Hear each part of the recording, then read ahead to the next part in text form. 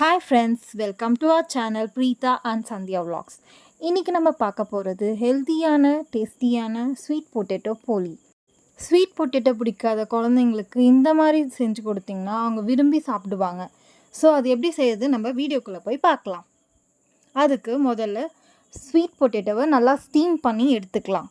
Steam பண்ணி எடுத்ததை தோல் உரித்து நம்ம ஒரு பிளேட்டுக்கு மாற்றி அதை நல்லா ஸ்மாஷ் பண்ணி எடுத்துக்கலாம். ஸ்மாஷரோ இல்லை ஃபோர்க்கோ வச்சு ஸ்மாஷ் பண்ணிக்கோங்க. நல்லா ஸ்மாஷ் பண்ணால் தான் அது ஈவனாக இருக்கும். அப்போ தான் ஸ்டஃபிங் அப்போது ப்ரெஸ் பண்ணும் போது நமக்கு எந்த ஒரு இதுவும் தட்டுப்படாமல் ஈவனாக வரும். இப்போது அந்த ஸ்மாஷ் பண்ணி எடுத்ததில் 2 ஸ்பூன் நாட்டு சர்க்கரை சேர்த்துக்கலாம். எனக்கு ஒரு கிழங்குக்கு 2 ஸ்பூன் நாட்டு சர்க்கரை தான் தேவைப்பட்டுச்சு.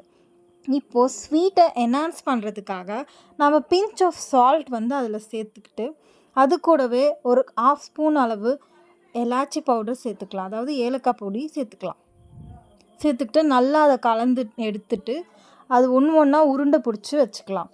உருண்டை பிடிச்சி வச்சோன்னா ஈஸியாக இருக்கும் நம்ம ஸ்டஃபிங் வச்சு வைக்கிறதுக்கு. இப்போது எனக்கு இந்த ஒரு கிழங்குல 3 உருண்டை வந்துச்சு. அதை நான் பண்ணி தனியாக எடுத்து வச்சுக்கிட்டேன். இப்போது ஒரு பாத்திரத்தில் 1 கப் கோதுமை மாவு, அது கூட 1/4 ஸ்பூன் உப்பு, அப்புறம் ஒரு 1/2 ஸ்பூன் மஞ்சத்தூள் போல் நான் சேர்த்துக்கிறேன். அப்போ தான் எல்லோ கலர் நமக்கு கிடைக்கும். இப்போ அதை எல்லாத்தையும் மிக்ஸ் பண்ணி எடுத்துக்கலாம். மிக்ஸ் பண்ணது கூட கொஞ்சம் தண்ணி சேர்த்து அதை நல்லா பிசைஞ்சு வச்சுக்கலாம். சப்பாத்தி மாவு கன்சிஸ்டன்சிக்கு இல்லாமல் அதை விட நல்லா லூஸாக பிசைஞ்சு எடுத்துக்கிட்டா தான் நமக்கு இந்த மாதிரி நல்லா சாஃப்டாக கிடைக்கும். இதில் கொஞ்சம் ஆயிலும் போட்டுக்கிட்டிங்கன்னா தான் கொஞ்சம் இந்த கன்சிஸ்டன்சி ஈஸியாக நமக்கு வரும். எல்லா மாவும் கேதர் ஆகி வரும். நான் இன்றைக்கி ஆயில் ஷீட் தான் எடுத்திருக்கேன். நீங்கள் பட்டர் பேப்பர், ஆயில் ஷீட் எது இருந்தாலும் எடுத்து இந்த மாதிரி தட்டுறதுக்கு யூஸ் பண்ணிக்கலாம். இப்போது அதை எடுத்து நம்ம 3 பால்ஸாக பிரித்து வச்சுக்கலாம். பிரித்து வச்சதை எடுத்து நெக்ஸ்ட்டு நம்ம அந்த ஆல்ரெடி எடுத்து வச்ச உருண்டை இருக்கு இல்லையா, அதை உள்ளே ஸ்டஃபிங் மாதிரி வச்சு அதை நல்லா க்ளோஸ் பண்ணிவிட்டு கொஞ்சம் தின்னாக தட்டி எடுத்துக்கலாம். தின்னாக தட்டி எடுத்தால் கொஞ்சம் சுட்டு எடுக்கிறதுக்கு ஈஸியாக இருக்கும்.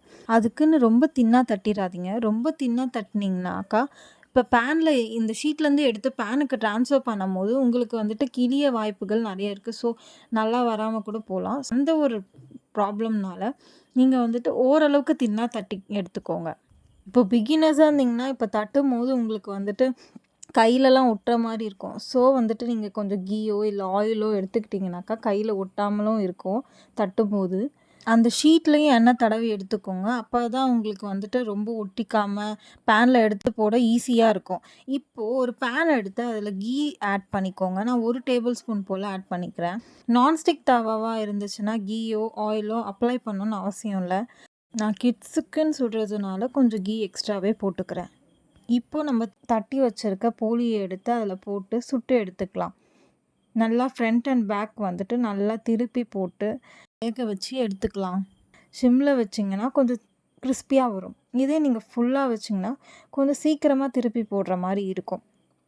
ஸோ அதுக்கேற்ற மாதிரி உங்கள் டேஸ்ட்டுக்கு ஏற்ற மாதிரி நீங்கள் சிம்லேயோ இல்லை மீடியம் ஃப்ளேம்லேயோ வச்சு செஞ்சு எடுத்து சர்வ் பண்ணால் நம்மளோட ஸ்வீட் பொட்டேட்டோ போலி ரெடி. எவ்வளோ சாஃப்டாக வந்திருக்கு பாருங்கள். இது மாதிரி செஞ்சு கொடுத்தீங்கன்னா குழந்தைங்க ரொம்ப லைக் பண்ணி சாப்பிடுவாங்க. இந்த வீடியோ உங்களுக்கு பிடிச்சிருந்தா கமெண்ட் பாக்ஸில் கமெண்ட் பண்ணுங்கள்.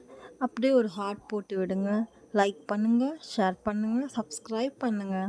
நம்ம வீடியோஸை தொடர்ந்து பாருங்கள். கமெண்ட்ஸில் உங்களுக்கு பிடிச்ச ஹார்ட்டையும் பின் பண்ணிவிடுங்க. தேங்க்ஸ் ஃபார் வாட்சிங். நெக்ஸ்ட் வீடியோவில் பார்க்கலாம். Bye friends.